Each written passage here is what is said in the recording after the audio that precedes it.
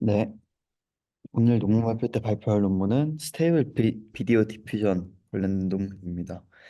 이 논문 같은 경우는 이제 안드레아스 블랏만 외에도 이 12명의 스테빌리티 AI 저자들이 이제 작성한 논문이고요. 이게 어떤 저널에 나온 건 아니더라고요. 약간 아카이브용으로 나온 것 같아서 네, 일단 그렇습니다. 그래서 이제 구성을 보면은 구성이 조금 특이하거든요. 이게 저널 논문이 아니다 보니까 그냥 바구잡이로 일단 쓴 것 같은데 이런 식으로 발표도 진행하겠습니다. 일단은 먼저 조금 미리 사전 설명을 좀 드리면은 이제 이 논문은 스테이블 비디오 디퓨전에 관한 논문이고요. 스테빌리티 AI에서 이제 작년 11월쯤에 스테이블 비디오 디퓨전을 공개를 했습니다. 이 타이밍이 이제 한창 그 SDXL 터보가 나왔던 그때쯤인데 이제 이때쯤이 또 신기하게도 그 젠2가 발표가 돼서 되게 이제 말이 많던 시기에 딱 공개했던 모델이라서 조금 화제가 되었습니다. 사실 소라 발표를 하고 싶었는데 소라는 이제 테크니컬 리뷰만 있고 아직 논문이 안 나와서 네, 그래서 일단 이거를 골랐습니다. 근데 생각보다 논문의 내용이 별게 없더라고요. 이 논문 자체만 보면 일단 저도 궁금해서 올려봤는데요. 좀 희한합니다. 그래서 이게 뭐냐면 그냥 그레이주에이트 스쿨에 다니는 학생이 새벽에 과제로 고통받는 모습을 해달라 했더니 뭐 이런 식으로 해주셨는데 네. 잘했는데 몇 초 정도 나오냐? 어떤 거요? 몇 초? 몇 초는 지정할 수 있더라고요. 되게 FPS나 프레임 같은 거. 근데 진짜 뭐 끝까지 땡겨보진 않아서 로고가 되게 생겼네. 네, 일단은 인트로덕션부터 일단 진행하겠습니다. 이거 어디 갔지? 아, 네. 우선은 이제 다양한 이미지 생성형 모델이 나옴에 따라서 이제 비디오 생성 모델에도 굉장히 많은 발전이 있었습니다. 근데 이런 비디오 생성 모델 같은 경우에는 이제 두 가지 방식으로 보통 제작을 하게 되는데 첫 번째가 이제 그냥 생으로 네트워크 구축해서 처음부터 만드는 과정이고요. 그 두 번째가 이제 기존에 있던 어떤 이미지를 만드는 생성형 모델에다가 템포럴 레이어를 좀 넣고 그다음에 뭐 더 이따 파인 튜닝을 하는 뭐 그런 방식입니다. 근데 이제 이 비디오 디퓨전 같은 경우에는 이제 어떻게 레이어들을 짤지에 대한 연구는 되게 많이 나왔는데 정작 이제 어떤 데이터를 선정해야 되고 어떻게 이제 좀 데이터를 이렇게 잘 넣어서 학습이 잘 될까라는 부분에 대한 연구는 많이 없다라고 이제 논문에서 소개하고 있습니다. 그래서 일단은 선행 연구가 아무튼 이미지 모델에 관한 연구니까 그런 것들에서 조금 영감을 좀 받아서 몇 가지 내용을 소개를 하는데 이제 생성형 이미지 모델 학습 같은 경우에는 이제 초반에 조금 마구잡이로 데이터셋을 많이 넣어서 학습을 시킨 다음에 그 다음에 이제 고퀄리티 데이터로 이제 적은 고퀄리티 데이터로 파인 튜닝을 그 다음 단계로 하는 게 조금 생성 표현력이 있어서 좀 더 좋다 뭐 이런 식의 연구가 이제 나와 있다고 합니다. 여기서 다수와 소수의 어떤 기준 같은 게 있나요? 그냥 양인 것 같습니다. 그러니까 그게 어느 몇 어떻게 보면 된다. 이 부분에서 설명을 하는지 모르겠는데 어쨌든 이 방식으로 똑같이 후반에서 학습을 하거든요. 근데 그때는 다 몇 개인지를 보여줘서 그걸로 참고하셔도 될 것 같습니다. 그래서 아무튼 이 비디오 모델을 생성하는 데 있어서는 되게 많은 부분들이 이미지 생성 모델에서 아이디어를 받아온 건 많은데 이런 식으로 어떤 뭐 데이터의 영향이나 아니면 이렇게 고화질 저화질을 분리해서 단기적으로 학습하는 이런 연구가 좀 비디오 도메인에서는 좀 더 연구가 필요하다라고 설명하고 있습니다. 그래서 해당 논문 같은 경우에는 뭐 아키텍처나 학습법 이런 내용보다는 조금 데이터 큐레이션에 좀 초점을 둔 논문인 것 같습니다. 그래서 좀 그렇게 재미있진 않죠. 그래서 일단 이 논문에서는 어쨌든 이제 이미 공개된 방식이랑 학습법들을 사용을 해서 대신에 이제 적절한 데이터를 고르는 어떤 데이터 큐레이션 방식을 진행하는 것에 초점을 두고 이제 논문이 작성이 되어 있습니다. 이 논문에서는 학습 단계를 이제 총 세 단계로 분리해서 생각할 것이라고 하는데요. 일단 첫 번째 단계는 텍스트 이미지 모델 자체를 좀 사전 학습하는 과정. 그다음에 이제 그 모델에다가 템포럴 레이어를 삽입을 해서 비디오 프리트레이닝, 그러니까 아까 말했던 그 마구잡이 데이터 넣고 학습시키는 첫 번째 단계를 말하는 것 같고요. 그다음에 이제 소수의 고퀄리티 데이터로 파인 튜닝하는 과정 이렇게 해서 세 단계로 분리해서 진행을 한다고 합니다. 그래서 이렇게 만들어진 모델은 이제 뭐 T2 비디오도 가능하고 이미지 2 비디오도 가능하고 그리고 이제 뭐 다각도 디퓨전 같은 뭐 응용 어플리케이션도 가능하다고 합니다. 네, 이제 릴레이티드 워크랑 비슷한 이제 백그라운드 부분인데요. 일단 첫 번째 당연히 이제 디퓨전 모델 얘기가 나옵니다. 근데 이거 이제 맨날 제가 발표하면은 맨날 나오는 얘기라서 제가 간단하게만 얘기하고 넘어가면은 그냥 어떤 이미지에다가 이제 어떤 이미지를 여러 단계에 걸쳐서 이제 노이즈를 더하게 되고 더하는 과정은 그냥 더할 수 있지만 빼는 과정은 이제 모델을 통해서 학습을 해야 되죠. 이제 그렇게 해서 잘 학습이 된 모델을 갖다가 이제 거기다가 어떤 이런 좀 가우시안 노이즈, 이제 완전한 노이즈를 넣게 되면은 이 노이즈에서부터 이미지가 어떻게 나오는 그런 모습이 나오니까 이제 우리가 보기에는 이제 이미지 생성형 모델로 이제 보이는 거죠. 그게 이제 디퓨전 모델에 대한 설명이었고요. 간단하게. 네, 그래서 해당 논문에서도 이제 비슷한 어프로치인 이제 레이턴트 디퓨전 모델을 사용할 것이다라고 하고 있습니다.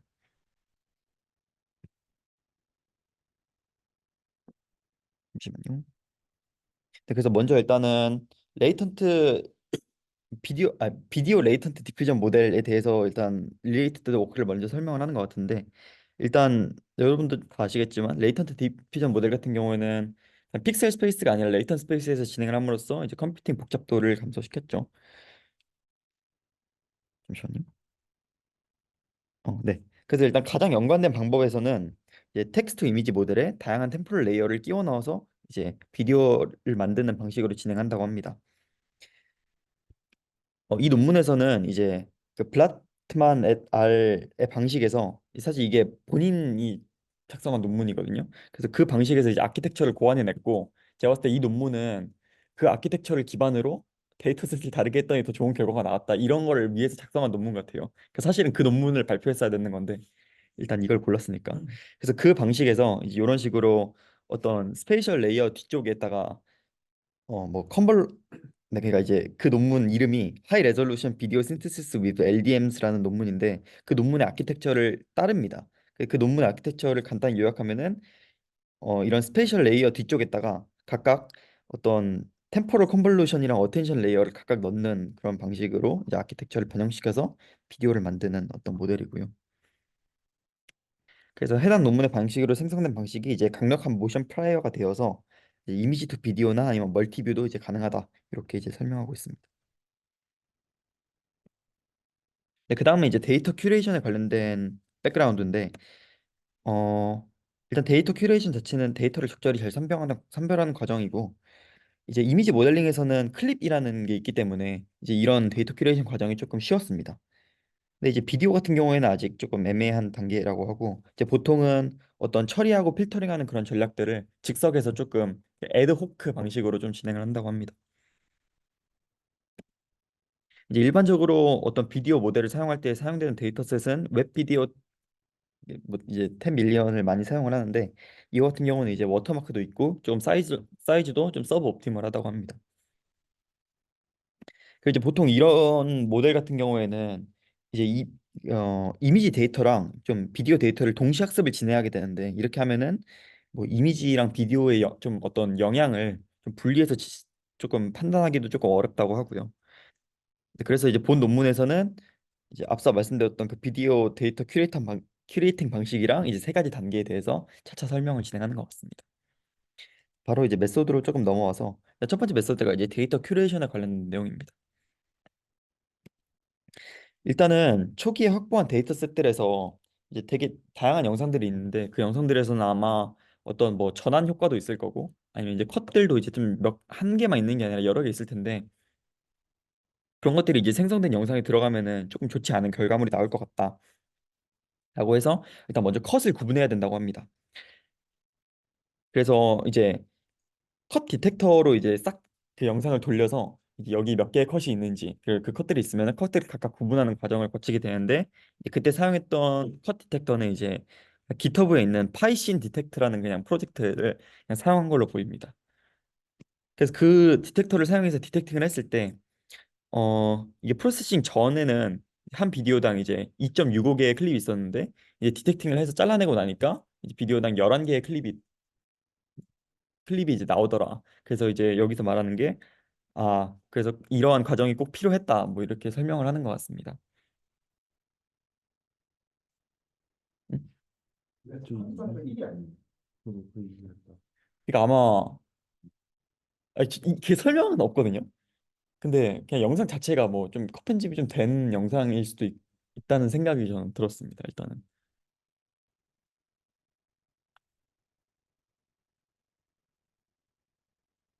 네.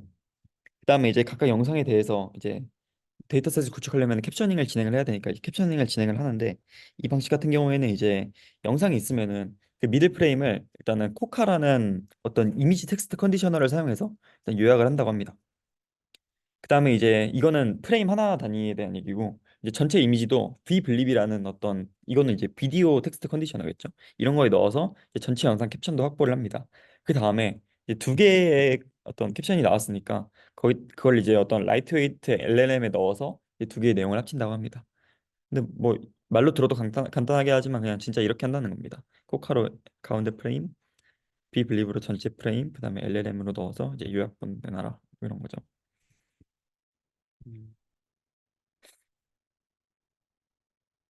네, 그래서 이렇게 해서 이제 텍스트랑 비디오가 짝지어진 데이터셋들을 이제 라지 비디오 데이터셋이라고 이제 LBD라고 자기들이 불러요. 근데 이제 좀 이해가 안 되는 게 이게 580 밀리언의 클립이 있다고 하는데 이게 5억 개거든요. 이게 일단 가능한지 잘 모르겠는데 일단 길이로 따지면 이제 212년의 길이라고 합니다. 이 데이터셋 자체가. 근데 이제 이거를 그냥 생으로 그냥 모델에다 학습을 시키면은 좋지 않은 결과물이 나올 거라고 얘기를 합니다. 왜냐하면 이제 움직임이 좀 적거나 아니면은 영상에 텍스트가 좀 지나치게 많거나 아니면 좀 미적으로도 조금 떨어지는 영상들이 다수 포함되어 있기 때문에 이제 이런 것들을 좀 걸러내기 위해서 큐레이팅이 필요하다는 얘기를 하는 거고요.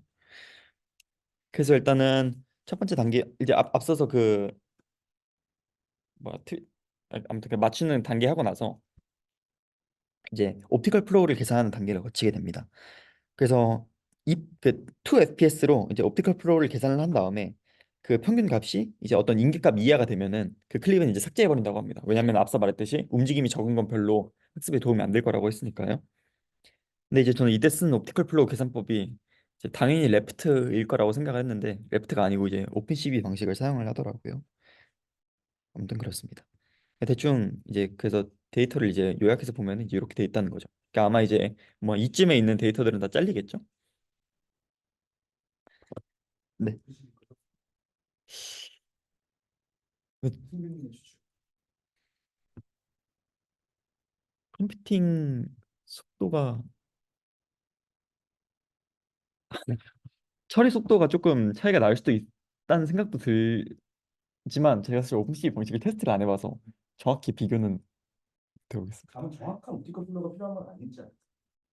근데 사실 레프트 방식도 막 아주 정확히 하는 건 아닌 것 같아서 그래도 이제 더 그냥 빠른 걸 한 것 같은데 그리고 아마 렉스 방식이 오픈CV에 들어가 있어요. 음, 이건 오픈CV 걸로 썼다고 하는데 거기서 또 오픈CV도 렉스가 되게 다양해서 그중에 뭐 렉스 썼을 수도 있고. 알겠습니다. 네, 그리고 이제 그 후로도 이제 몇 가지 추가적인 데이터를 영상에서 확보를 한다고 합니다. 이거는 지금 쓰는 건 아니고 조금 나중 단계에서 사용을 하게 되는데 일단은 옵티컬 캐릭터 레코그니션이라고 해서 이 현재 화면에 텍스트가 얼마나 있는지를 이제 판단하는 겁니다. 근데 이건 또 이 논문은 신기한 게 네이버에서 발표했더라고요. 2019년에. 신기했고요.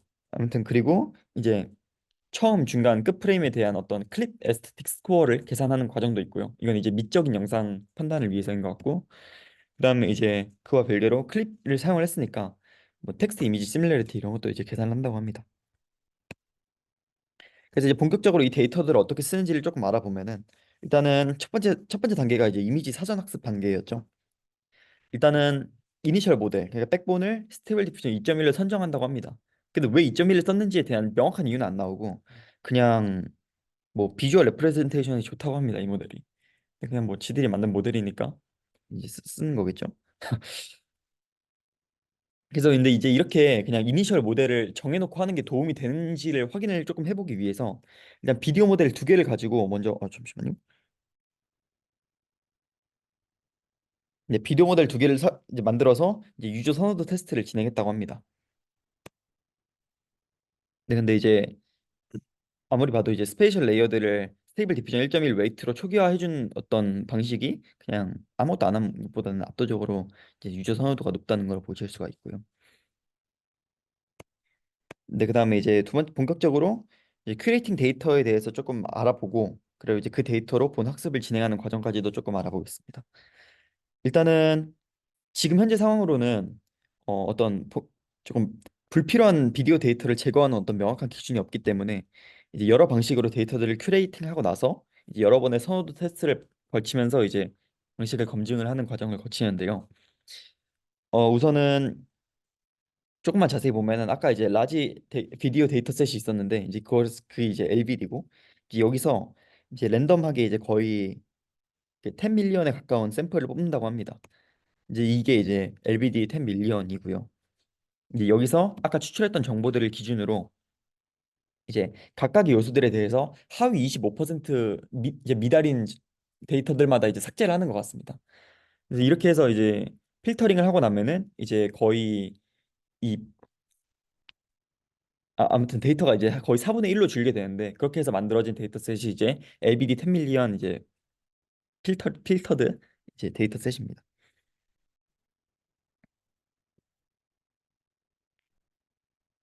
네.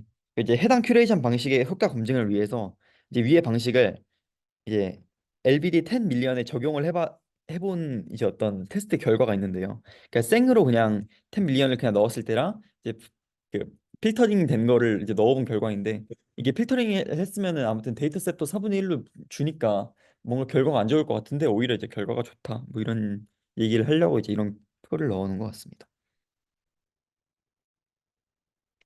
그리고 이제 추가적인 좀 테스트도 진행을 하는데 조금 하나하나 살펴보도록 하겠습니다. 우선 앞쪽 부분은 이제 기존에 많이 쓰는 데이터셋인 비디오 10 밀리언 그리고 인턴 비디오 10 밀리언에 대한 테스트인데 이것도 보시면은 그냥 간단히 보시면 됩니다. 그냥 자기들께 더 좋다 이런 얘기고요. 그러니까 이게 항상 얘네가 강조하는 포인트가 우리는 필터링을 해서 데이터가 줄었는데도 불구하고 이제 보통 쓰는 건 데이터셋보다 이제 결과가 좋다 이런 내용이고요. 그 다음에 이제 만약에 더 많은 데이터셋에도 이런 필터링을 적용했을 때 똑같이 큐레이션이 효과적인지를 확인하기 위해서 이제 50 밀리언으로 늘려서도 테스트를 해봤는데 근데 여기서도 이제 효과가 큐레이션 하는 게 훨씬 더 좋다 이런 내용이고요. 그 이제 기왕 하는 거를 이제 조금 더 많이 그러면 필터링을 똑같이 하되 더 많은 데이터셋으로 했을 때랑 아니면 그냥 10 밀리언으로 했을 때랑 뭔 차이가 있냐라고 또 이제 비교를 해본 모습이고 이제 여기서 더 많은 게 좋으니까 데이터셋의 절대적인 양도 중요하긴 하구나 이제 뭐 이런 얘기를 하고 있습니다. 네, 그다음에 이 부분을 소개를 드려야 되는데 이 부분 같은 경우는 그 뭐지 파인 튜닝 쪽 내용이라서 조금 자세히 보면은 이제 이 과정에서는 이제 아까 말씀드렸듯이 이제 막판에 이제 적은 고퀄리티 데이터셋으로 파인 튜닝하는 과정을 거치게 됩니다. 그래서 이 부분 같은 경우도 이제 어떤 앞서서 비디오 프리트레이닝 과정을 거쳤는데 그것이 이제 지금 현재 파인 튜닝을 하는 그 과정에 어떤 영향을 끼칠까를 또 분석하기 위해서 또 여러 가지 테스트를 합니다. 제가 봤을 때 스테빌리티 AI는 테스트를 좋아하는 것 같아요. 얘네는 되게 그 테스트할 수 있는 환경이 돼서 막 이런 걸 하는 건지 아무튼 일단 세 가지 모델을 비교를 하는데 첫 번째는 비디오 프리트레이닝 과정 그러니까 앞서 말씀드렸던 그 필터링된 데이터셋을 넣어서 프리트레이닝 하는 과정을 아예 없는 그런 모델 하나 그 다음에 프리트레이닝을 하되 이제 큐레이티드되지 않은 데이터셋을 넣은 거 하나 그 다음에 이제 그냥 정상적으로 진행된 거랑 이제 세 가지를 비교를 하는 모습입니다. 그래서 이거를 비교하는 과정에서 단순히 그냥 그 결과물을 세 개만 비교하는 게 아니라 그 총 이제 50K의 스텝이 있는데 좀 이제 미리 끝내보고 이제 학습 다 된 거를 이제 비교하고 이제 이렇게 테스트를 진행을 합니다. 그래서 그렇게 해서 나온 결과물이 이제 이 표고, 네, 이 표입니다. 그래서 그냥 보시면 알겠지만 일단 프리트레이닝이 안 된 건 아무도 선호하지 않고요. 그리고 이제 큐레이티드 된 거를 좀 더 선호하고, 그리고 아마 이제 이제 이게 얘는 아마 그 파인 튜닝 되지 않은 모델이랑 비교했을 때 얼마나 이제 EL로 임프루브먼트가 생기는지를 보여주는 것 같고, 이제 얘가 아마 얘랑 비교한 건데 어, 네, 아무튼 그렇습니다. 그냥 결론을 간단히 요약드리면은 일단 프리트레이닝 과정이랑 파인튜닝을 이렇게 두 단계로 분리하는 게 분명히 도움이 되고, 그리고 이제 큐레이티드된 데이터셋을 프리트레이닝 한 게 이제 파인튜닝 과정에서도 더 도움이 된다. 이제 이렇게 소개하는 것 같습니다. 그 스텝이 많아지면 더 안 좋아지는 거예요. 그러니까 이게 그게 아닌 것 같아요. 제가 봤을 때는 얘는 프리트레이닝된 모델이랑 비교를 한 거고, 이 50K는 아마 얘랑 비교를 해서 이일로 임프루먼트가 생긴 거니까 더 좋아진 게 아, 아닌가라는 해석입니다. 그러니까 127보다 103이 높아졌다. 네네네. 117 플러스 103이라는 얘기인 거죠. 그쵸. 근데 이제 이거에 대한 명확한 설명은 사실 나와 있진 않아요.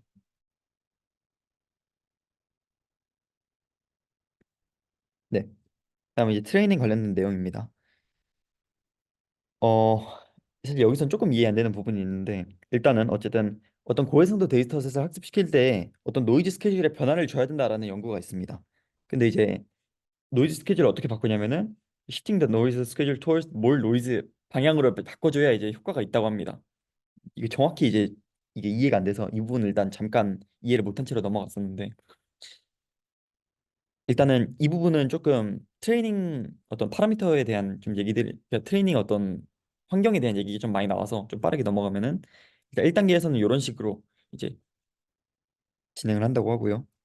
그 다음에 이제 2단계에는 템포럴 레이어를 삽입하고 나서 이제 이런 식으로 이제 학습을 진행을 한다고 합니다.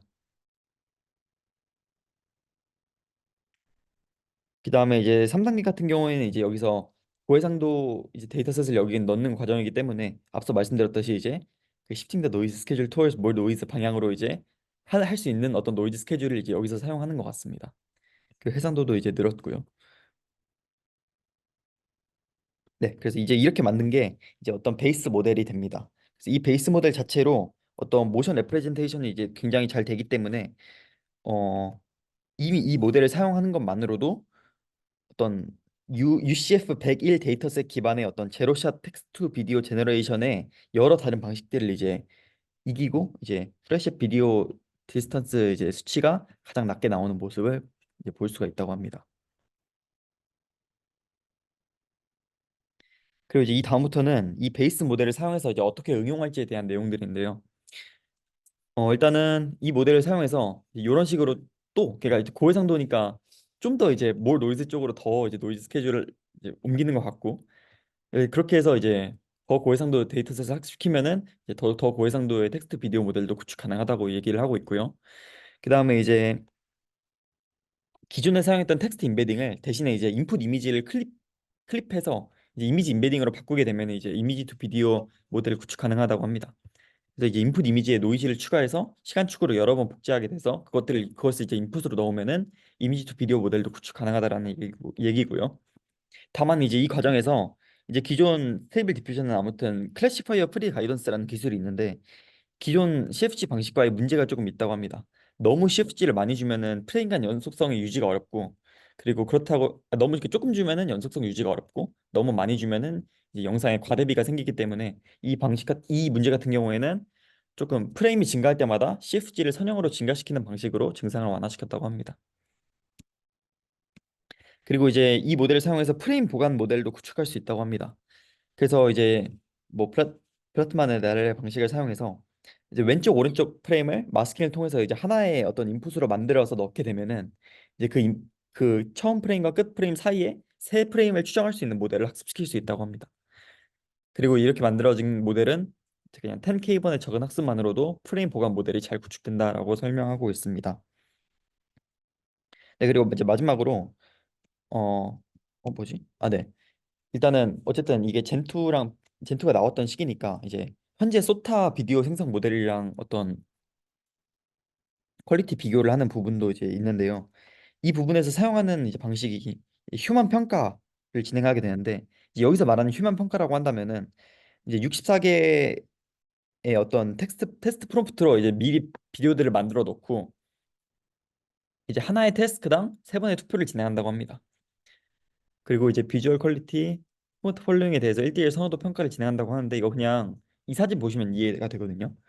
그러니까 비주얼 퀄리티가 뭐가 더 나은 것 같으세요? 이렇게 골라보라는 거고, 프롬프트가 뭐가 더 잘 따라하는 것 같으세요? 이러고 그냥 1대1로 선호도 평가를 진행한다는 얘기입니다. 아무튼 이런 식으로 해서 젠투랑 피칼랩스의 모델과 비교를 이제 진행을 해봤는데 이제 뭐 진행하는 과정은 이제 이런 식으로 나와 있습니다. 네, 그렇게 해서 나온 결과가 요겁니다.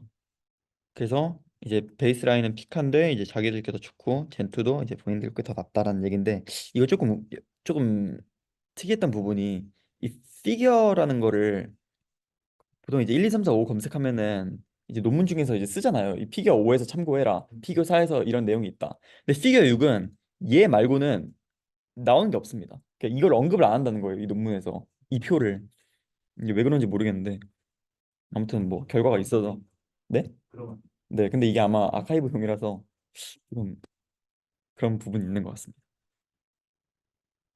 네. 아무튼 이제 결론입니다. 일단은 해당 논문에서 스테이블 비디오 디퓨전이라는 수타 기술을 공개를 했고요.